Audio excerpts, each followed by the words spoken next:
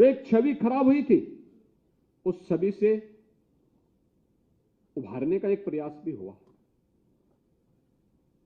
एक समय ऐसा भी आया था जब ऐसे लगता था कि माध्यमिक शिक्षा परिषद से जुड़े हुए हमारे कॉलेजेस, ये सभी नकल के अड्डे से बन गए थे। ठेके में नकल होती थी। बहुत सारे जनपद तो इसके बदनाम के केंद्र हो गए थे।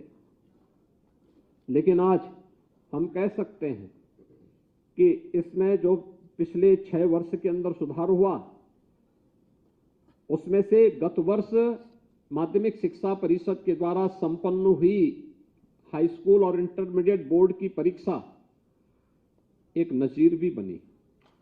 आपने देखा होगा, एक समय ऐसा भी होता था जिसमें साल भर केवल परीक्षा, परिणाम और प्रवेश, इन तीनों में 3/4 समय खर्च हो जाता था। यानी 3 महीने तक परीक्षा, अगले 3 महीने परिणाम आने में और अगले 3 महीने प्रवेश होने में लग जाते थे। और बाकी जो 3 महीने बचते थे, इसमें पर्व और त्योहार भी होने हैं, छुट्टी भी होनी है। तो स्वाभाविक रूप से जो एक कार्य इस दिशा में आगे बढ़ना चाहिए था, वह नहीं हो पाता था।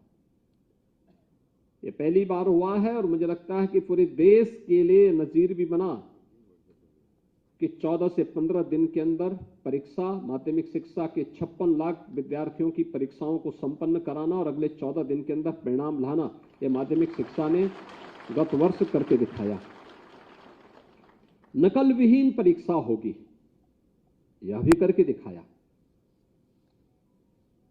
और उसने अन्य बोर्ड और उन संस्थाओं को जो परीक्षाएं कराते हैं, उनके लिए एक मानक भी इसके सामने प्रस्तुत किया।